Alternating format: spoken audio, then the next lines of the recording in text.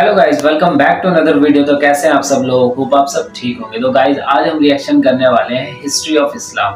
तो दोस्तों, आप में से कितने ही ऐसे लोग होंगे जो इस्लाम के बारे में जानते भी हैं और नहीं भी जानते। तो ये इस्लाम का इतिहास है जो कई सालों पुराना है और इस इस्लाम को फैलाने में हमारे नबी सल्लल्लाहु अलैहि वसल्लम ने इतनी मेहनतें करी हैं, इतनी मुशक्क़तें उठाई हैं, इतनी परेशानी देखी है इस्लाम को फैलाने के लिए। और हमारे सहाबाओं ने जो भी इस्लाम को फैलाया है, उन्होंने भी कई परेशानियां देखी हैं इस्लाम को फैलाते हुए। तो दोस्तों, आज का हमारा यही टॉपिक है कि इस्लाम का इतिहास क्या है।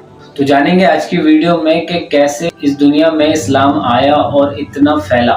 तो चलिए वीडियो को शुरू करते हैं और जानते हैं बढ़ते इस्लाम का सच। इसे जानने से पहले दोस्तों, अगर आप मेरे चैनल पर नए हैं तो वीडियो को लाइक और चैनल को सब्सक्राइब जरूर करिएगा। तो चलिए वीडियो को शुरू करते हैं और जानते हैं हिस्ट्री ऑफ ग्रेट इस्लाम। 10 साल पहले रसूलुल्लाह सल्लल्लाहु अलैहि वसल्लम की वफात के बाद उनके पहले खलीफाओं ने अबू बकर, उमर, उस्मान और अली रज़ियल्लाहु अन्हु ने इस्लाम की कोई भी हिस्ट्री नहीं लिखी, क्योंकि लिखने की जरूरत ही नहीं थी। ज्यादातर सहाबा अब भी जिंदा थे और उन्हें इस्लाम की सारी हिस्ट्री का पहले से पता था। लेकिन आहिस्ता आहिस्ता जैसे जैसे सहाबा दुनिया से जाने लगे, मुसलमानों की नई जनरेशन इस्लाम की हिस्ट्री को बदर, ओहद, खंदक जैसी जंगों को भूलने लगे और कुछ यंग लोग तो इस्लाम के हीरोज जैसे खालिद बिन वलीद और अली रज़ियल्लाहु अन्हु को छोड़कर रोमन और पर्शियन एम्पायर के हीरोज हरक्यूलिस और रुस्तम से इंप्रेस होने लगे। अब इस यंग जनरेशन को इस्लाम के हीरोज की याद दिलाने के लिए पहली बार मुसलमानों के एक बहुत बड़े खलीफा ने काम शुरू किया, जिनका नाम था उमर बिन अब्दुल अजीज।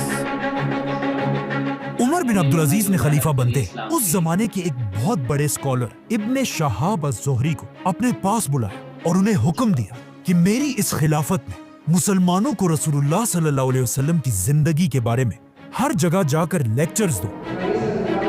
अब उमर बिन अब्दुल अजीज के जमाने में दुनिया के आखिरी कुछ ही सहाबी जिंदा थे, तो इब्ने शहाब ने उनसे रसूलुल्लाह सल्लल्लाहु अलैहि वसल्लम की जिंदगी के बारे में सीखा और उसे आगे अपने स्टूडेंट्स को सिखाने लगे, ताकि कहीं ऐसा ना हो कि आने वाले मुसलमान हमारे इन ग्रेट हीरोज को भूल जाए। और इनके इन्हीं में से दो स्टूडेंट्स को आज पूरी दुनिया जानती है, इब्ने इसहाक और इमाम मालिक, जिसके बाद इब्ने शहाब ने इस्लाम की तारीख की सबसे पहली किताब लिखी।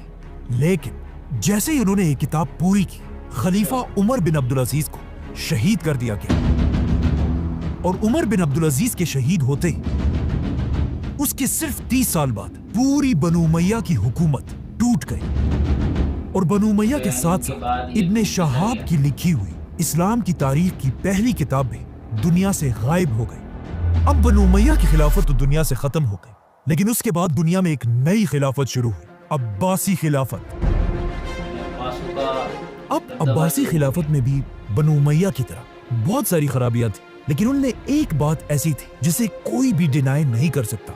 अब्बासी इल्म, नॉलेज से इतनी मोहब्बत करते थे कि उसे हासिल करने के लिए वो किसी भी हद तक जा सकते थे। यहाँ तक कि एक अब्बासी बादशाह ने रोमन एम्पायर से एक बहुत बड़ी जंग सिर्फ अफलातून की एक किताब के बदले में खत्म कर दी थी। अब्बासी खिलाफत के बादशाह मंसूर ने बनु उमैया के कैपिटल को खत्म करके दुनिया में मुसलमानों का एक नया कैपिटल बनाया, बगदाद।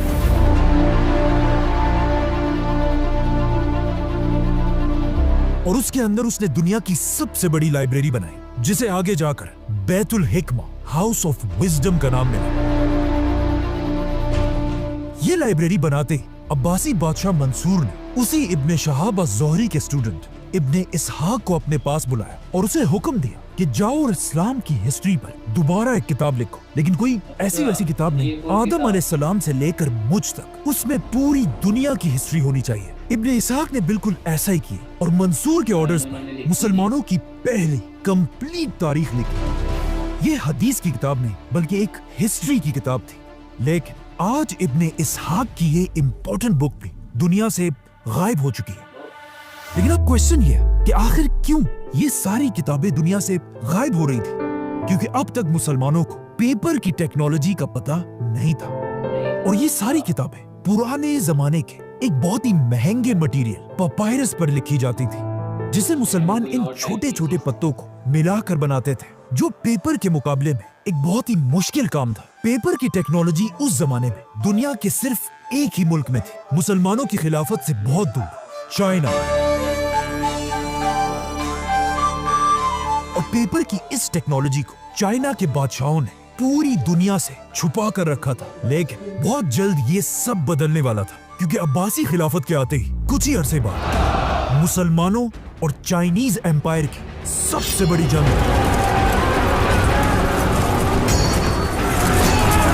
जिसमें मुसलमानों की फौज ने आसानी से पूरी चाइनीज फौज को क्रश कर दिया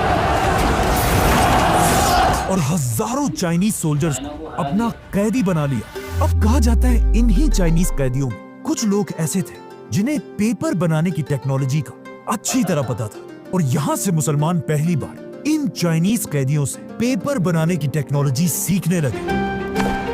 लेकिन पहले मुसलमानों को इसकी इंपॉर्टेंस का इतना पता नहीं था। लेकिन फिर आखिर अब्बासी खिलाफत का सबसे बड़ा बादशाह आया, जिसका नाम था हारून रशीद। और हारून रशीद को पेपर की टेक्नोलॉजी की ताकत का अच्छी तरह पता था, इसीलिए उसने बगदाद में दुनिया की सबसे बड़ी पेपर बनाने की फैक्ट्री बनाई, जिसके साथ ही दुनिया में एक नया दौर शुरू हुआ, जिसे आज तक लोग याद करते हैं, इस्लामिक गोल्डन एज। हारून रशीद ने हाउस ऑफ विजडम के बिल्कुल पास दुनिया की सबसे बड़ी पेपर की फैक्ट्री बनाई, जहां पानी की मशीन से डेली हजारों पेपर्स बनाए जाते थे। ये दुनिया की सबसे बड़ी पेपर फैक्ट्री थी, और ये इतनी बड़ी बात थी कि यूरोप में पहली पेपर की फैक्ट्री मुसलमानों से 300 साल बाद बनाई गई थी। अब इसी पेपर की टेक्नोलॉजी की वजह से किताबें गायब होने की टेंशन खत्म हो चुकी थी, क्योंकि जो भी किताब हाउस ऑफ विजडम में लिखी जाती थी उसे इसी पेपर मार्केट में कॉपी कर करके पूरी दुनिया में फैलाया जाता था। इसीलिए इस्लामिक गोल्डन एज में हर तरफ स्कॉलर्स हजारों किताबें लिखने लगे, जिनमें से बहुत सारे आज तक दुनिया में मौजूद हैं। और कहा जाता है उस जमाने में स्कॉलर्स की इतनी इज्जत होती थी जितनी आज रोनाल्डो या मेसी की होती। Cristiano Ronaldo breaks his Lionel Messi does it again. He's superhuman. इसी गोल्डन एज में सही बुखारी और सही मुस्लिम जैसी अहादीस की 6 बड़ी किताबें लिखी गई। लेकिन अब भी एक बहुत बड़ा मसला यह था कि इब्ने इसहाक की किताब गायब होने की वजह से इस्लाम की हिस्ट्री पर कंप्लीट कोई भी किताब नहीं थी। तो अब ये देखकर उसी इब्ने इसहाक के स्टूडेंट इब्ने हिशाम ने दोबारा एक बार फिर इस्लाम की हिस्ट्री पर किताब लिखी, और पेपर की टेक्नोलॉजी की वजह से इब्ने हिशाम की ये किताब आज तक हमारे पास पड़ी हुई है। बल्कि इस किताब का नया वर्जन आपको आसानी से कहीं से भी मिल जाएगा। ये इस्लाम की हिस्ट्री की सबसे पुरानी किताब है। अब इब्ने हिशाम के बाद हर तरफ इस्लाम की हिस्ट्री पर किताबें लिखी जाने लगी, जिसमें इस्लाम की नेक्स्ट हिस्ट्री की किताब अल वाकिदी ने लिखी। ये है वाकती की किताब। लेकिन आज बहुत सारे स्कॉलर्स वाकती की कुछ बातों को सही नहीं समझते, जिसके बाद वाकती के स्टूडेंट ने भी एक किताब लिखी, तबकात इब्ने साद, जिसमें उसने सारे सहाबा की स्टोरीज लिखी। और आखिर इसी दौर में एक ऐसी किताब लिखी गई कि अगर आपको इस्लामिक हिस्ट्री का थोड़ा भी पता है तो इस किताब का नाम आपने जरूर सुना होगा, और इस किताब का नाम है तारीख अत-तबरी। ये है तारीख अत-तबरी, जो इस्लामिक गोल्डन एज के एक बहुत बड़े स्कॉलर थे, और बगदाद के एक स्कूल में 10 दीनार की सैलरी पर स्टूडेंट्स को पढ़ाया करते थे। लेकिन आहिस्ता आहिस्ता जब लोगों को इमाम तबरी की इंटेलिजेंस का पता चला, कहा जाता है एक बार उनके स्कूल ने खुश होकर उनके सामने गोल्ड दीनार्स का एक खजाना रखा। लेकिन इमाम तबरी ने उससे सिर्फ अपने 10 दीनार उठाए और कहा, यही मेरी तनख्वाह है, इससे ज्यादा मैं एक पैसा भी नहीं लूंगा। तबरी ने अपनी इस किताब में आदम अलैहिस्सलाम से लेकर अब्बासी खिलाफत के सारे हालात लिखे हैं। इनके अलावा और भी बहुत सारे स्कॉलर्स थे, लेकिन यहाँ हम सिर्फ उन्हें डिस्कस कर रहे हैं जिन्होंने इस्लाम की हिस्ट्री पर बड़ी बड़ी किताबें लिखी हैं। तारीख तबरी अब्बासी खिलाफत की आखिरी बड़ी किताब थी, क्योंकि इसके बाद अब्बासी खिलाफत आहिस्ता आहिस्ता कमजोर होने लगी। आखिर आहिस्ता आहिस्ता मुसलमान इतने कमजोर हो गए कि इसका सबसे बड़ा फायदा यूरोप के पोप ने उठाया, और यूरोप के क्रिश्चियंस को जमा करके मुसलमानों के फलस्तीन पर हमला कर दिया। और जेरूसलम पर कब्जा कर लिया। लेकिन फलस्तीन खो देने के बाद भी बिल्कुल आज की तरह मुसलमान लीडर्स को कोई परवाह नहीं थी। फलस्तीन दोबारा फतह करने का ख्वाब मुसलमान बादशाहों से ज्यादा उस जमाने के स्कॉलर्स के दिलों में था, जिसमें सबसे बड़े स्कॉलर का नाम था इमाम इब्ने अस्साकिर, जो इतने बड़े स्कॉलर थे कि उनकी सिर्फ एक किताब के 70 वॉल्यूम्स हैं। इमाम इब्ने अस्साकिर दमिश्क के स्टूडेंट्स को इस्लाम की हिस्ट्री सिखाया करते थे और उन्हें बताते रहते थे कि एक दिन मुसलमान फलस्तीन दोबारा जरूर फतह करेंगे। इमाम इब्ने अस्साकिर के इन्हीं स्टूडेंट्स में से एक ने आगे जाकर फलस्तीन फतह भी किया, जिसका नाम था सलाहुद्दीन अयूबी, जो 2 लाख की फौज लेकर फलस्तीन को दोबारा फतह करने के लिए रवाना हुआ। बाय द वे, जब सलाहुद्दीन फलस्तीन की तरफ जा रहे थे, उसी दौर के बगदाद में एक बहुत ही अजीब किताब लिखी गई, जिसका नाम था फज़ाइल यजीद। इस किताब में यजीद को इस्लाम के एक बहुत बड़े हीरो की तरह प्रेजेंट किया गया था और ऐसा दिखाया गया था कि यजीद से ज्यादा नेक इंसान तो कोई है ही नहीं।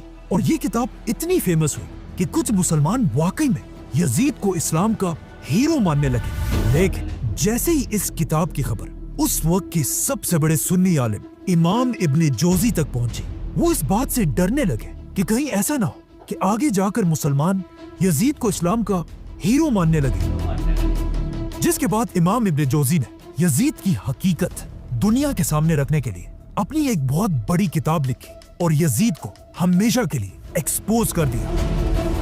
ये थी इस्लामिक हिस्ट्री की सबसे बड़ी पहचान। आई होप आपको मेरे रिएक्शन के साथ साथ ये इस्लामिक हिस्ट्री के बारे में भी समझ में आया होगा। और अगर आपको वीडियो पसंद आई तो वीडियो को like, comment, share and subscribe जरूर करें। मिलते हैं एक ऐसी अच्छी इंटरेस्टिंग वीडियो के साथ, तब तक के लिए